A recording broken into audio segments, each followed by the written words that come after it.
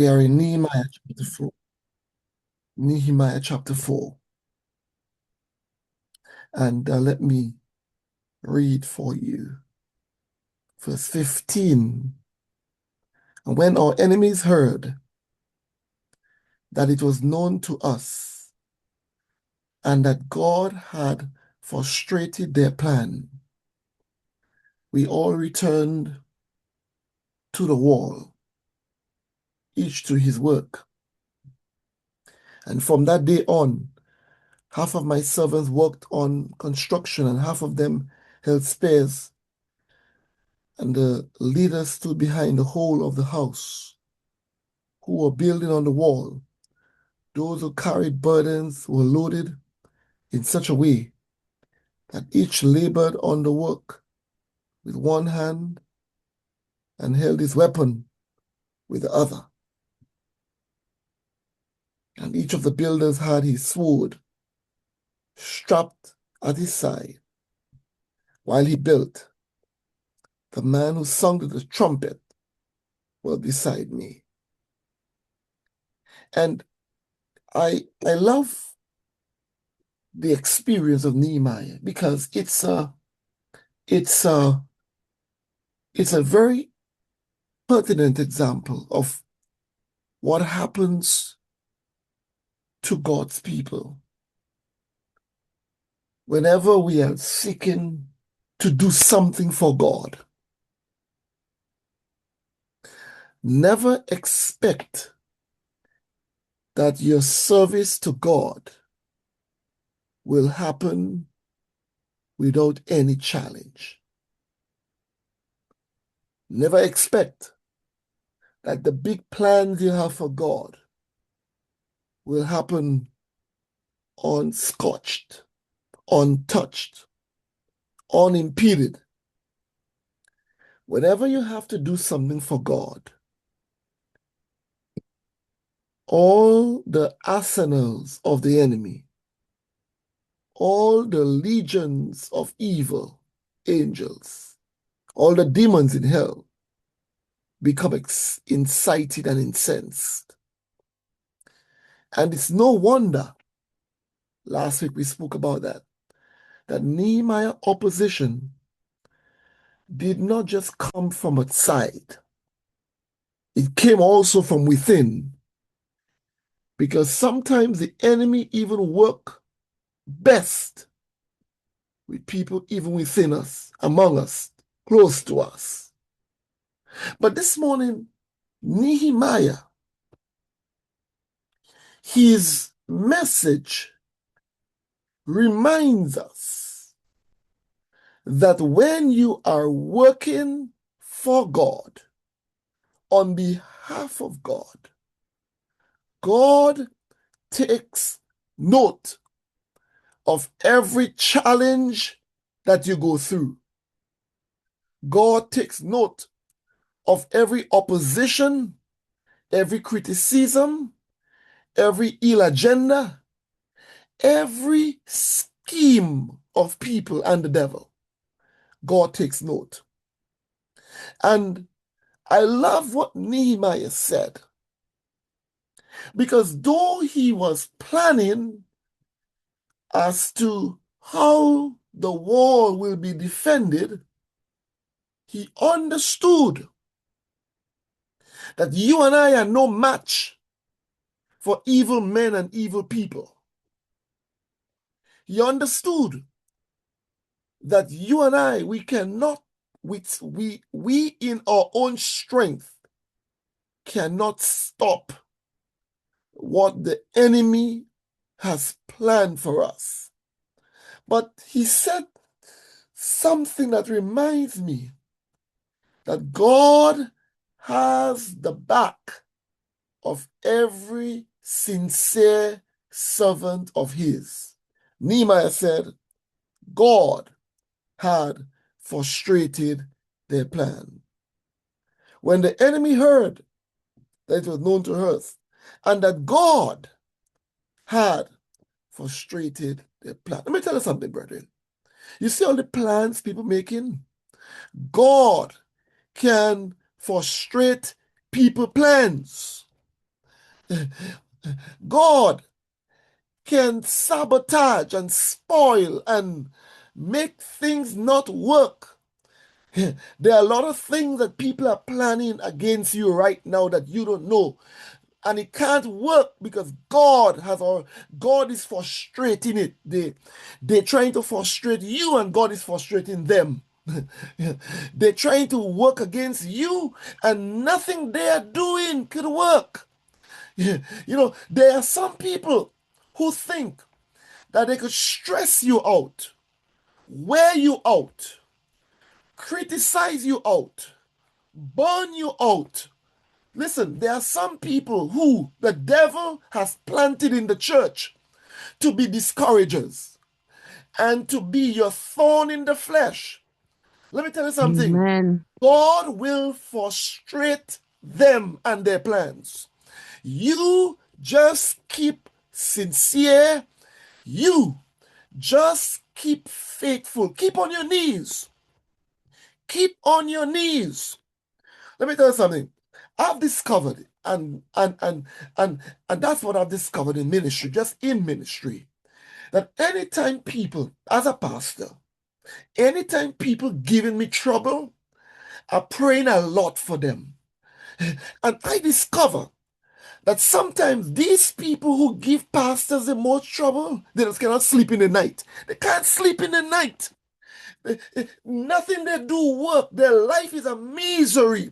And that's because you cannot fight what God is doing and be comfortable. You may look comfortable. You may appear comfortable, but when you are fighting God, God takes over and he frustrates your plan. He causes your life to become a living hell. And that's because you are trying to kick against the prick. That's why God said to Paul on the road of Damascus, say, Paul, it's impossible. It's impossible to kick against the prick. In other words, you cannot fight something that is of God. You cannot. God will frustrate your plan. God will cause everything you're doing not to work. And so, brethren, you and I, we have to stop fighting people and worrying about people and trying to retaliate against people. You and I get too even with each other and we try to square things off with each other. No, don't do that. Spend time on your knees because I've discovered that when God is ready to clear your name, when God is ready to defend you, when God is ready to vindicate you, a lot of your accusers will come before you on their knees and ask you to Amen. forgive them. When God is ready, he will cause things to happen that you can never make happen. So stop trying. Nehemiah understood that you cannot fight the devil on your own. You cannot fight people that he's using on your own. Stay on your knees. And listen, it may take you a long, long time, but old people have a saying, the longest rope have an end.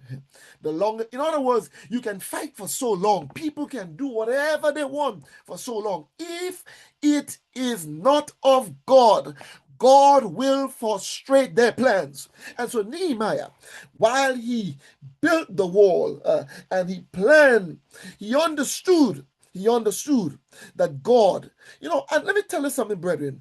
God, when you are walking with God, God does show you people. God does allow you to see through people because there are some people who are nice to you, but they are not nice people. And when I say they are not nice, you have to allow God to show you. Not everyone who comes and smiles with you and talks with you are for you. There are some people who are wolves in sheep clothing. They will talk to you nicely, but then criticize you behind your back. They will seem as if they are supporting you, but really what they want is for what you're doing to fail. Some people, and brethren, that's why as a servant of God, you got to keep on your knees You gotta stay close to Jesus, not close to people. Stay close to Jesus. Because there are some folks who are closest to you who will put holes in the boat you are traveling in, because you see they want that boat to sink because they don't like where you are going. And sometimes the devil plants them in your way, even in church. On your very committees and your very boards, there are people there planted by Satan. Listen, years ago, I used to be afraid to say that, but I'm not afraid anymore. The devil plants people in church. But you got to stay close to God and let God show you who's genuine. Let God show you who are the people who are just wolves in sheep clothing. And let God show you, and He will. He will. If you stay long, if you stay close to Jesus, He will reveal people to you. He will give you dreams. He will show you things. He will cause you to listen in on conversation. Listen, brethren, you see, God, don't play with God. That God you are serving, if you just be faithful to Him, He will He will let you in on secrets that only God can do. And it is part of God's purpose and plans of frustrating the enemy. Because when you are serving God faithfully, He will have your back. He will watch your back. No, you don't need no security guard. You need God. You don't need anybody. You need God on your knees. And Nehemiah, he had God. And that's the reason why that God instructed him what to do. God said, Nehemiah, I'm going to tell you, this wasn't Nehemiah's idea. This was God. Nehemiah said, I want you put the servants to work, and half of them I want you to put spears and shield. This was God's plan. He told it to Nehemiah. God said, Nehemiah, you got to make sure that those who are working, they have the sword on their sides while they are working with the other hand. Each builder, make him be strapped with a sword, because I know the people who hate you. I know what they are capable of. God showed it to Nehemiah, and the plans of the enemy was frustrated by God. They thought it was Nehemiah they were fighting God. You see, brethren, when you are God's servant and people fight you, they're fighting God.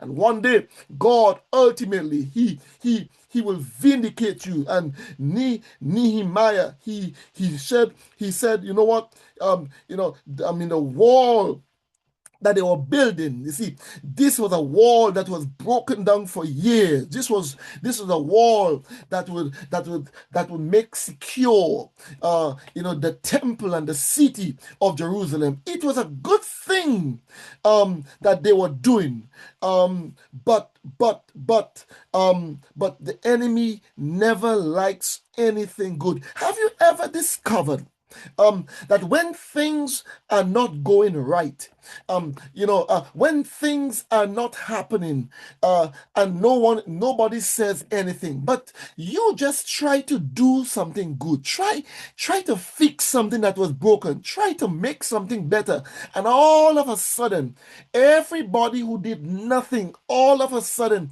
they have ideas as to how to make it work. All of a sudden, the thing that nobody was doing, the thing that was broken, the thing that was in ruins, nobody was fixing it.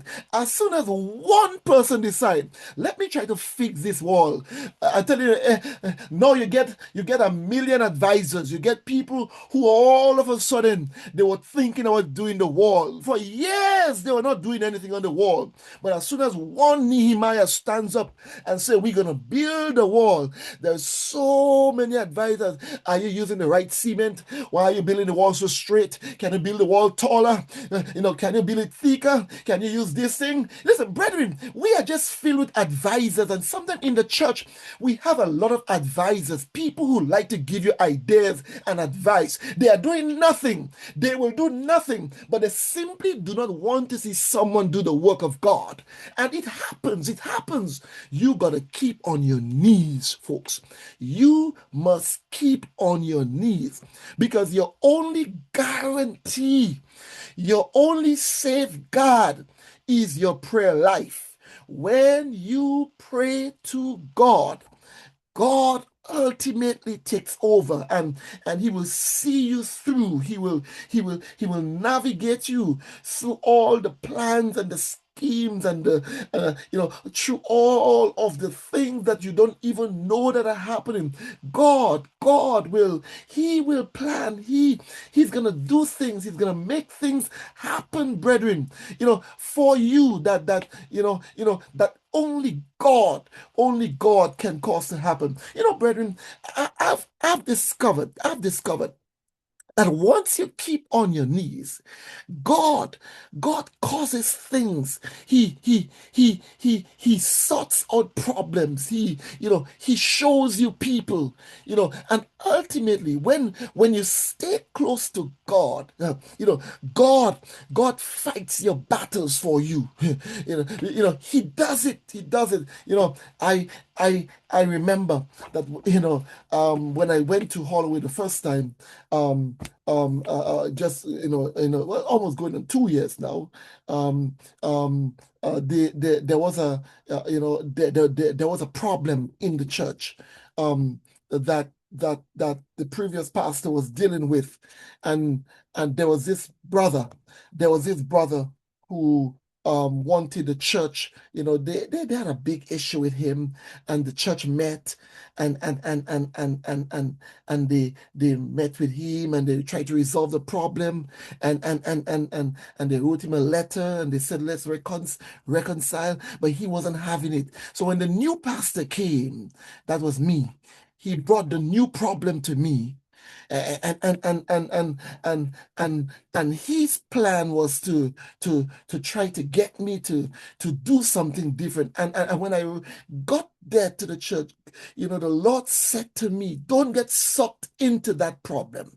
The brother, he came to me with a lot of problems on paper, pages of letter. The Lord said to me, tell that guy you have not prayed yet. I said to him, I said, listen, I said, I'm new to this church, and when I enter a church, my first point of call is to establish a prayer ministry. I said, I don't want to see no problems yet. What I'm going to do next Saturday night, I'm having a night of prayer in this church.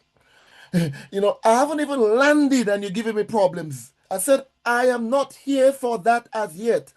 Join me in the prayer room. So I called the church to a night of prayer, brethren, a night of prayer. That as soon as I got to Holloway the next Saturday night, I called the church for a night of prayer, and we prayed the whole night. Well, that brother, he didn't come to the prayer meeting. Maybe he was there, I didn't see him, but we prayed the whole night. Let me tell you this. After that prayer meeting, he never came back to me. I've never seen him with a problem. In fact, since it happened, he shakes my hand and greets me as pastor. I said, what happened to the problem? God dissolved the problem. Because when you pray, sometimes we're too busy to solve problems and listen to problems. Let people join you in prayer. Take matters to God in prayer, and you will discover that after you pray, what seems to be a problem is no problem at all, because the prayer room is where prayer. I've never had to deal with that problem going on 2 years, because why? It got sorted in the prayer room. Listen, brethren, sometimes we spend too much time listening to people problems, trying to solve people problems. When you got to do is invite them to prayer. Let them pray with you, and you'll discover that you can't solve problems. God alone must solve those problems for you. Nehemiah understood that. That's why he took things to God in prayer, and God dealt with it. Folks, I believe this morning that sometimes we try too hard in our own strength when we should leave things to God and let God frustrate plans. You don't have to do much to frustrate. God will show you what to do. And like Nehemiah, if the wall you are building, if the work you are doing is of God, He will defend it. You don't have to defend it. God will defend your work if it is of Him. May God help us this morning. That you will not be daunted by opposition and criticisms and lack of support. That sometimes discourages us. May God help you that you would not be daunted by the oppositions and opponents that you face, but may you covenant with God that come what may, you will remain faithful to Him, because you know that what you are doing is of God. Father in heaven, encourage someone this morning. I know, Lord, that sometimes the pushbacks we get from doing your work comes even from within. I know, Lord, that sometimes the enemy can cause criticisms and all isms to come in the way and kill our zeal and our passion for you. But I pray this morning that you'll encourage someone on this line, that they will know that whatever they are doing is of God, and that they don't have to fight the things that are pushing against them. You will frustrate it in your timing. So help someone this morning not to be discouraged, not to give up or give in, but to keep pressing on, keep serving God amidst the problems, knowing that you understand and you are watching from afar. In Jesus' name I pray. Amen.